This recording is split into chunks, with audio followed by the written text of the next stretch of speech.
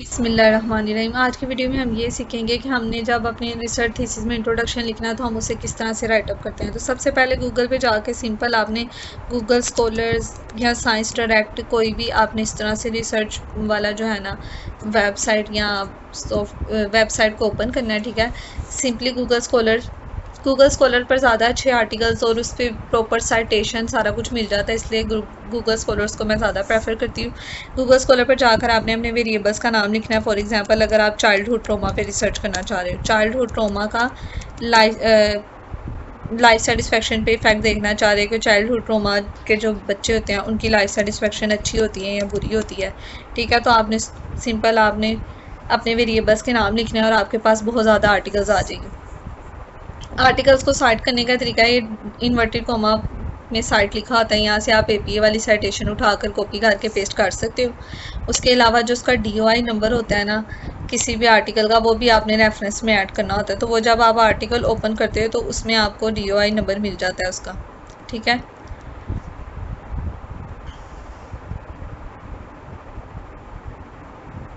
ये इसका DOI number लिखा है, तो आपने सिंपल इसको यहाँ से कॉपी करना है और वहाँ पर पेस्ट कर लेना है डीओआई नंबर को। ठीक है, तो फॉर एग्जांपल ही हमारे पास इसके ऊपर एब्स्ट्रैक्ट खुल के आ गया कि इसने चाइल्डहुड ट्रोमेटिक इवेंट्स की करंट लाइफ सेटिस्फेक्शन, जो उनकी करंटली लाइफ चल रही है उसके ऊपर उन्होंने रिसर्च की हुई है। तो ये आर्टिकल यहाँ पर प्रॉपर प्रोवाइडेड नहीं है। इसके लिए आपको क्या करना पड़ेगा, आप स्काई हब पे जाएँ। स्काई हब पे जाके आप इसके डीओआई नंबर को पेस्ट करेंगे तो ये आर्टिकल पूरा ओपन हो जाएगा। ठीक है, यहाँ से डीओआई नंबर कॉपी करें और यहाँ पर पेस्ट कर दें।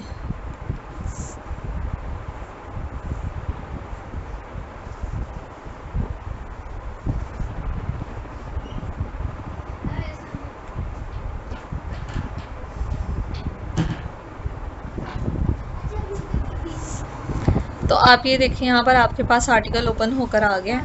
अब आप इस आर्टिकल को रीड करने की स्टार्ट करें। आपको पूरा आर्टिकल रीड करना होगा, उसमें आपके वेरिएबल से रेलिवेंट जो इन्फॉर्मेशन होगी वो आप यहाँ से कॉपी करके वहाँ पेस्ट कर सकते हैं।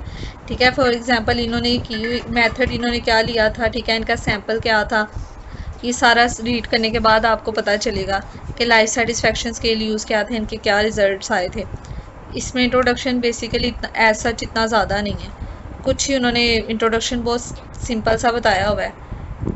आपको डिफरेंट आर्टिकल्स पढ़ने पड़ेंगे जो आपकी रिसर्च से रिलेटेड होंगे, फिर आपको जाके कोई हर आर्टिकल में से 2-3 पैराग्राफ या कुछ लाइंस जो हैं वो मिलेंगी। फॉर एग्जांपल ये वाला खोल के देख लेते हैं आर्टिकल। जिनके आगे पीडीएफ लिखा होता है वो इधर ये वेरिएबल होते हैं, तो उनको स्काई हब पे जाकर ओपन करने की ज़रूरत नहीं है, वो एज इट इज़ यहाँ से भी ओपन हो सकते हैं। फॉर एग्जांपल ये वाले आर्टिकल में काफ़ी इन्फॉर्मेशन बताई गई है। सबसे पहले उन्होंने लाइफ सेटिस्फेक्शन के बारे में बताया कि लाइफ सेटिस्फेक्शन होती क्या है, लाइफ सेटिस्फेक्शन को उन्होंने डिफाइन किया हुआ है। उसके बाद लाइफ सेटिस्फेक्शन की असेसमेंट, उसकी समरी, गोल्स, आउटकम्स वगैरह को बताया कि लाइफ सेटिस्फेक्शन के क्या गोल्स होते हैं। ठीक है, लाइफ सेटिस्फेक्शन किन लोगों की अच्छी होती है, लाइफ सेटिस्फेक्शन का हमारी ज़िंदगी में पर्पस क्या है। ठीक है, उसके बाद उन्होंने आप जैसे जैसे आगे जाते जाएंगे आपको इन्फॉर्मेशन मिलती जाएगी। उसके बाद उन्होंने कहा कि इन इश्यूज़ को, लाइफ सेटिस्फेक्शन के इश्यूज़ को एड्रेस करते हुए उन्होंने किन किन चीज़ों को इसके अंदर एक्सप्लोर किया, किस किस तरह से। ठीक है, इसमें से आपको स्टार्ट से एक पैराग्राफ पूरा मिल जाएगा ये लाइफ सेटिस्फेक्शन के बारे में कि जॉर्ज लाइफ सेटिस्फेक्शन को डिफाइन किस तरह से करता है। ठीक है, लाइफ सेटिस्फेक्शन को कौन से फैक्टर्स इफेक्ट करते हैं, social economic status, health, social relationships for example. उसके अलावा रिसर्च ये रिवील कर दिया कि डर्स जो हैं वो ज़्यादा एक्सपोज होते हैं स्ट्रेसफुल इवेंट से, तो उनकी लाइफ सेटिस्फेक्शन ज़्यादा इफेक्ट होती है as compare to elderly people.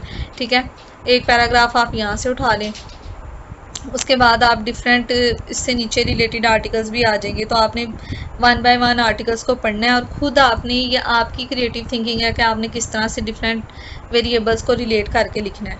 ठीक है, कुछ आर्टिकल्स में आपको बहुत अच्छा लिखा हुआ भी मिल जाएगा, कुछ में आपको कुछ चीज़ें मिलेंगी। फॉर एग्जांपल देखें, जैसे चाइल्डहुड ट्रॉमा में अटैचमेंट थ्योरी का बहुत बड़ा रोल होता है कि अगर वो अपने बच्चे जो हैं वो अपने पेरेंट्स के साथ प्रॉपर्ली तौर पर अटैच नहीं रह पाते, तो इस वजह से भी उनमें वो ट्रॉमा का शिकार होते हैं। तो आप लोग इसकी अटैचमेंट थ्योरी को भी इसके रेफरेंस से ऐड कर सकते हैं। मतलब कि आप सिर्फ सिंपल ये नहीं है कि आपका वेरिएबल है चाइल्डहुड ट्रॉमा तो चाइल्डहुड ट्रॉमा की चीज़ें मिलें, आप चाइल्डहुड ट्रॉमा से रेलिवेंट जो थेरीज़ हैं, चाइल्डहुड ट्रॉमा के क्या रिस्क हैं, क्या इफ़ेक्ट्स हैं, क्या चाइल्डहुड ट्रॉमास के क्या आपकी मेंटल हेल्थ पे, फिजिकल हेल्थ पे, सोशल हेल्थ पे क्या इफेक्ट आ रहे हैं, उसके लिए आपको डिफरेंट आर्टिकल्स ओपन करने पड़ेंगे। जैसे देखें एडल्ट की अटैचमेंट और उसकी फंक्शनिंग का आपस में क्या रिलेशन है, ये भी आपकी चाइल्डहुड ट्रॉमा के साथ रिलेट कर रहा है, आप इस चीज़ को भी ऐड कर सकते हैं। एज इट इज़ इस सारे को ऐड नहीं करना, आप इसको पढ़ेंगे, इसमें से जो मेन समरी निकलेगी, जैसे आप लोग पूरा एक पैराग्राफ पढ़ते हैं और उसके अंदर से एक निचोड़ निकालते हैं ना, एक 4-5 लाइनों का या 8-10 लाइनों का, इस तरह आप लोगों ने एक निचोड़ निकालना है और उसके बाद आपने उसको अपने इंट्रोडक्शन में ऐड करना है, ठीक है। इसी तरह आपके डिफरेंट वेरिएबल्स के साथ आपने उसको रिलेट कर करके लिखना है। जैसे कि बॉल्बे की अटैचमेंट थ्योरी भी है, उन्होंने 2-3 यहाँ पे अटैचमेंट थ्योरीज के साथ उसको रिलेट किया है। तो आपकी भी जो अटैचमेंट थ्योरीज उससे रिलेट कर रही होंगी लाइफ सेटिस्फेक्शन से, या अगर आपकी डिप्रेशन के साथ, अगर आप डिप्रेशन के साथ लाइफ सेटिस्फेक्शन को देख रहे हो या एनजाइटी को देख रहे हो, तो अगर आपकी स्लीप डिस्टर्बेंसेज हैं, जो भी आपके वेरिएबल्स हैं, आप उसको सिंपली लिख के सर्च करते जाएंगे।